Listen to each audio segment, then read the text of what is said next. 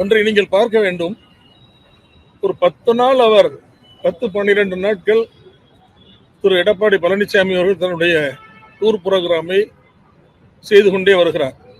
இந்த 10 நாளும் அவர் என்ன முயற்சிக்கிறார், தமிழ்நாட்டு மக்களுக்கு என்ன சொல்ல வருகிறார் என்றால், நான் தான் அதிமுகவின் வேட்பாளர் என்பதை உறுதிப்படுத்தவே அவரால் முடியவில்லை.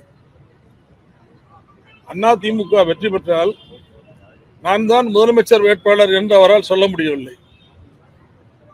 அந்த அளவுக்கு தான் அவருடைய நிலைமை இருக்கு. அதையே அவர் இன்னும் உறுதிப்படுத்த முடியவில்லை. பாகிஸ்தானுக்கும் இந்தியாவுக்கும் இருக்கிற போரை நான் தான் நிறுத்தினேன் என்று ஒரு 20 முறையாவது சொல்லியிருப்பார் ட்ரம்ப். யாராவது கேட்டார்களா? யாரும் கேட்கவில்லை, அதை யாரும் கருதவில்லை. அதே போல் நம்முடைய எடப்பாடி பழனிசாமி அவர்கள் நான் தான் முதலமைச்சர் என்று சொல்லிக் கொண்டே இருக்கிறார். இந்த கூட்டணியை பற்றி நாங்கள் ஏற்கனவே சொல்லியிருக்கிறோம். இது அதிமுகவில் சேர்ந்தால் அதிமுகவை சீரழிப்பதற்குத்தான் பிஜேபி அதிமுகவோடு சேர்கிறது.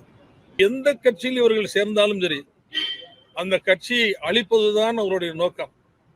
இப்போது அதிமுகவை அழித்துவிட்டு அதற்கு பிறகு திமுகவோடு ஃபைட் பண்ண வேண்டும் என்பதுதான் அவருடைய அஜெண்டா.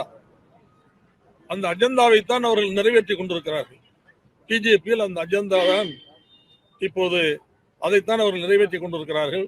ஒரு இடத்தில் கூட நம்முடைய உள்துறை அமைச்சர் அமித்ஷா அவர்கள் எடப்பாடி பழனிசாமி தான் முதலமைச்சர் என்று சொல்லவில்லை.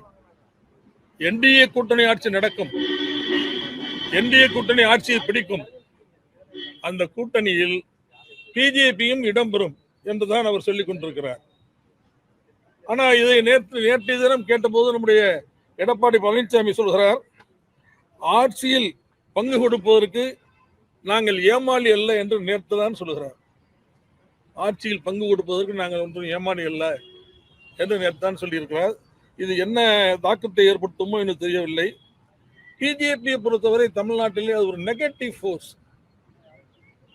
அதை கண்டிப்பாக மக்கள் ஏற்றுக்கொள்ள மாட்டார்கள்.